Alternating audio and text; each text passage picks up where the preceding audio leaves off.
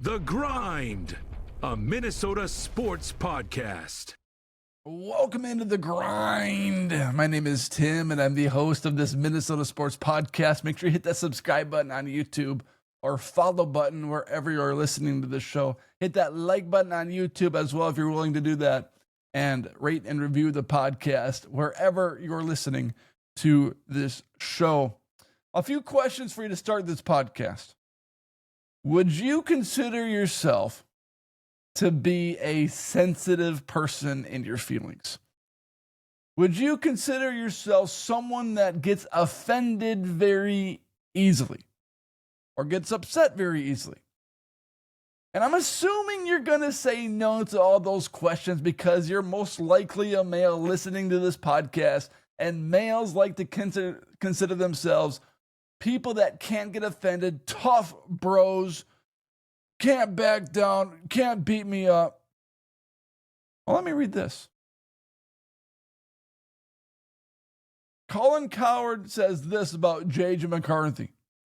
You're going to see it very quickly. He's not what people think.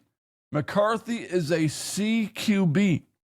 Have you ever seen McCarthy's fourth quarter college stats and playing from behind? They are terrible.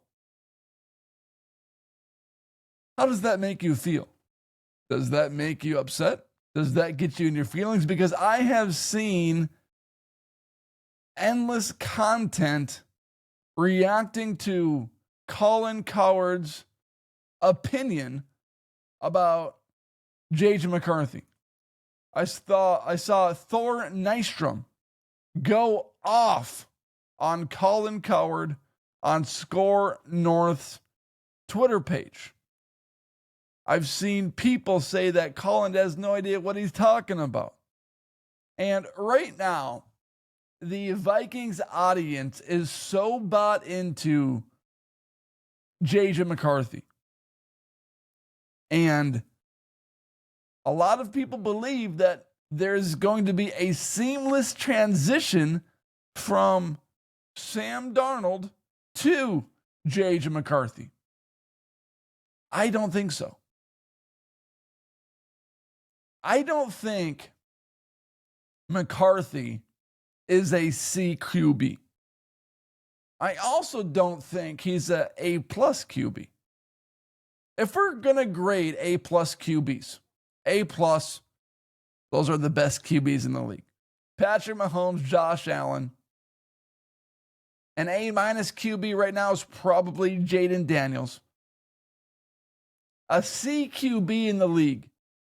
You look around, and a CQB is probably... who's a CQB? The name Sam Darnold went in my mind, but he went from a D to a B. A C quarterback in the league is Russell Wilson. Borderline. It's like a C- D+ QB. A CQB is Justin Fields right now at this point. He has a chance to become a B quarterback this year with the Jets if he can turn things around. A CQB is Caleb Williams right now with a chance to get to a B or an A. I view McCarthy as being a B quarterback in the league. So Colin is not right about McCarthy, but most Minnesota Vikings fans aren't right either because they view him as an A+ quarterback. Brock Purdy, I would consider to be a B quarterback. Same with Kirk Cousins. And I think that's where McCarthy falls.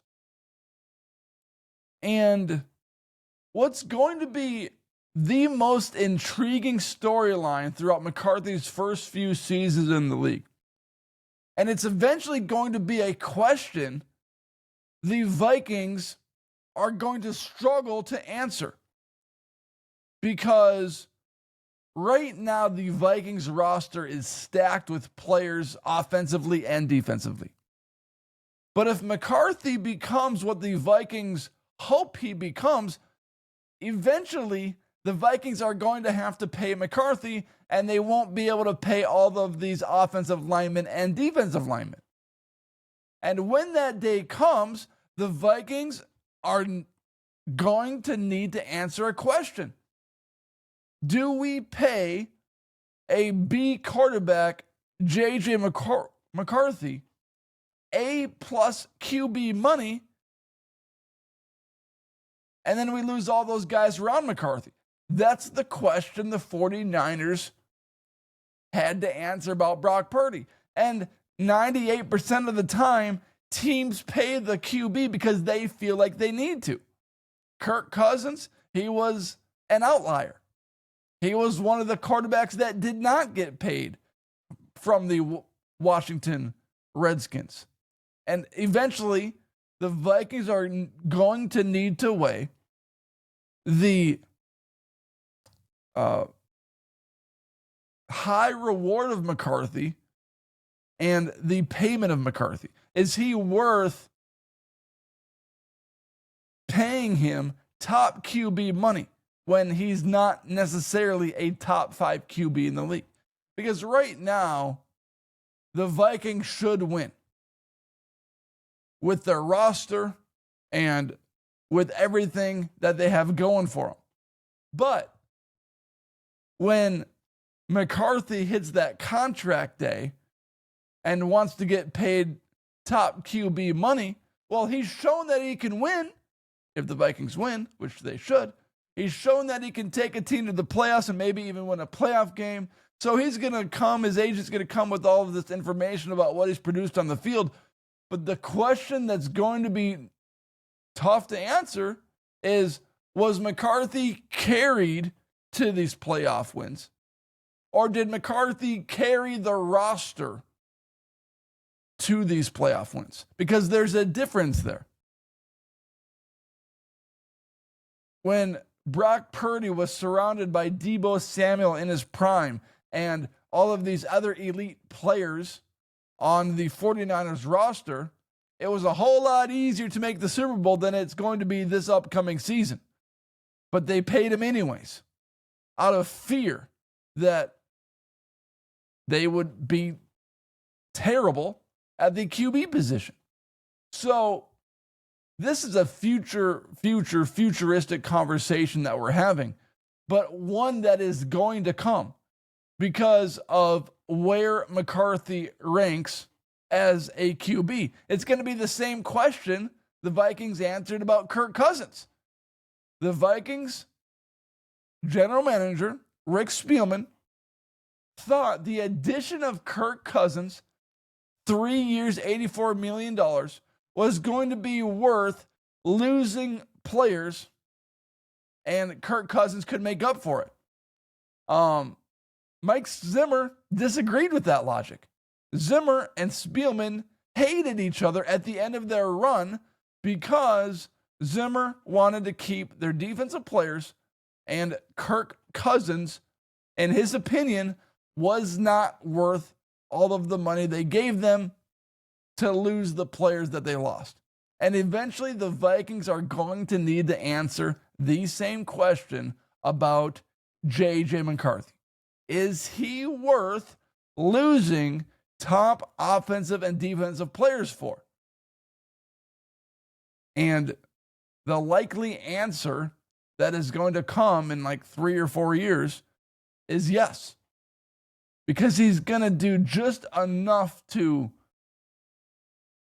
win games. But can he overcome the lack of great positional players around him? And that's really what every quarterback in the league needs to answer. The Josh Allens, the Patrick Mahomes, these guys have answered the question, the Lamar Jacksons, that they can take their team to be a contending Super Bowl team, even when the positional players around them aren't the elite of the elite. is McCarthy able to do that? And I think that's really where the conversation starts, because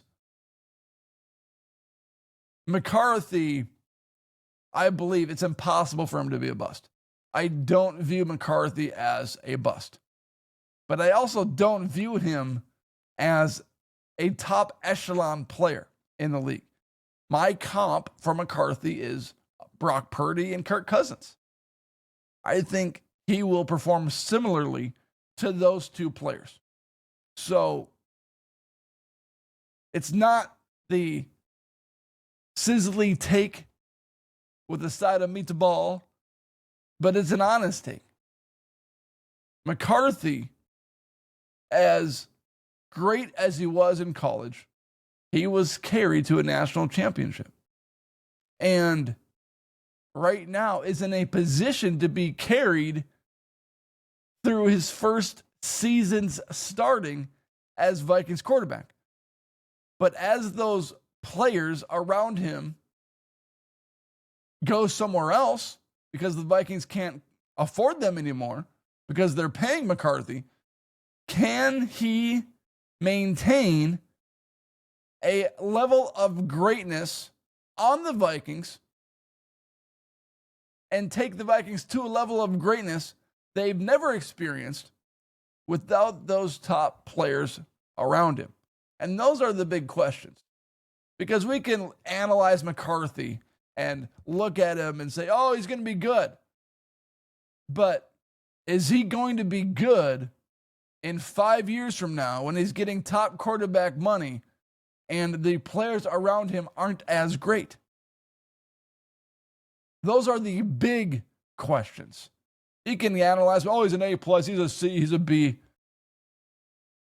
But you're not answering the big question. The Minnesota Vikings narrowly avoided disaster after this recent story. But first, I need to tell you about 5-Star Bath Solutions of Minneapolis, because they transformed our bathroom in 48 hours. And they're the best. A new floor, a new surround, new sinks, went from a single to a double sink, a new mirror, countertops, and vanity. Did I talk about the surround? They got rid of our mold too. Don't outsource that. I talked to some other companies, getting some quotes. They're like, yeah, if you have mold, you're going to have to outsource that. Oh, great. 5-Star Bath Solutions of Minneapolis did it all in 48 hours. Free consultations, affordable payment plans, 5-Star Bath Solutions of Minneapolis. Contact them today. 5-Star Bath Solutions of Minneapolis for all your bathroom needs. 48 hours. It's amazing. It's convenient. It's affordable. 5-Star Bath Solutions of Minneapolis.